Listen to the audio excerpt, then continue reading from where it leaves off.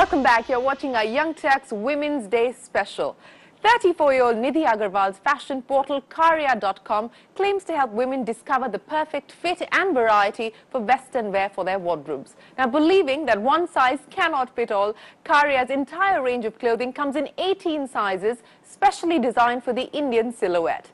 Innovating on the business side, Nidhi has devised a just-in-time model that makes the venture inventory light and allows for a faster rollover of designs. Let's take a look at Nidhi's journey from a consultant to online fashion.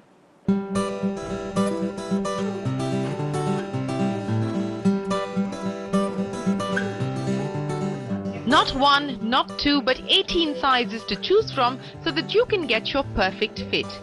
Launched in 2013, Karya.com offers Western non-casual wear for the Indian silhouette.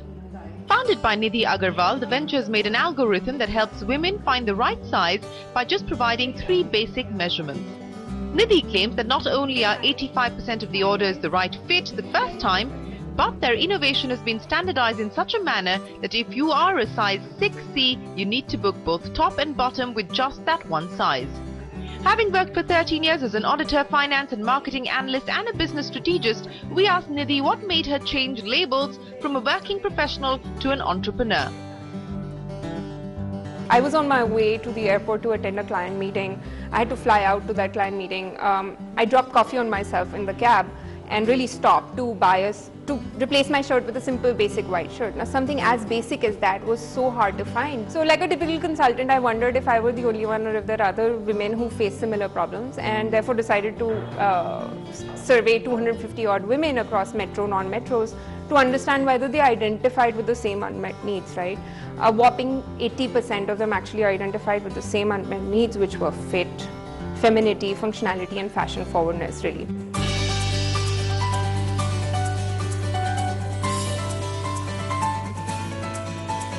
Once the unmet need was proven, Nidhi decided to tap into the over $4,000 million formal wear market in India. She soon realized that high rentals and unsold inventory were the key factors limiting the growth of existing market players. So to differentiate and be profitable, Nidhi devised to take the online route and formulated the just-in-time model, a concept she claims hasn't been attempted in India so far as her category is concerned. Now, what we do really well is one, sourcing. So we have our sources identified and incubated in a manner that they know that if we request for material, it shouldn't take more than X number of days. Similarly, we have incubated vendors who will help us manufacture from within 24 to 48 hours and then ship accordingly, right? Clearly, shipment also, we've partnered with people who are experts in logistics to help us cover that mile real quick. Now, from a supply chain point of view to a design point of view, we're also just in time from a design point of view, right? Where we understand what the international trends are, quickly convert them into what would work for an Indian body, also understand what are the problems an Indian body has and therefore tweak those designs and ensure that they are best fit for the Indian silhouette.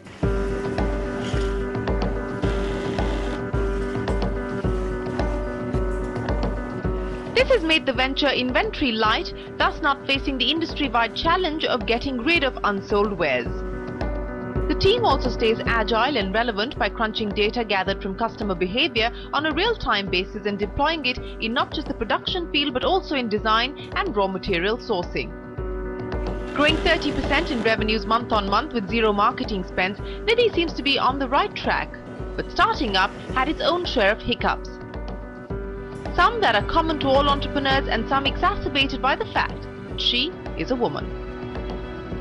It's not easy, especially when you're dressed in Western non-casual wear, to walk into a government office and be taken seriously. It's not easy to have conversations which they are also shy of having just by virtue of being a woman, right?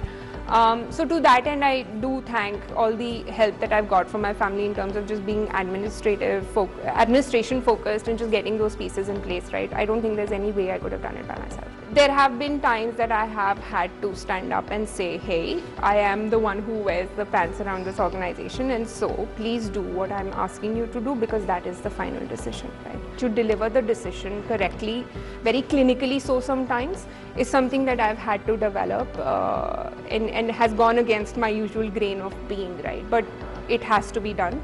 Because Karya as a brand only gets one chance to prove itself. We don't have the time or money, and I personally also am a very high cost resource to Karya, right? So from that point of view, I don't have the time, money or the patience for it to be done any other way. Family funded so far, Nidhina plans to raise Series A round of funding to grow Karya. The funds raised will be spent on bringing in new technology, working capital, as well as branding and marketing initiatives. So if you want to incorporate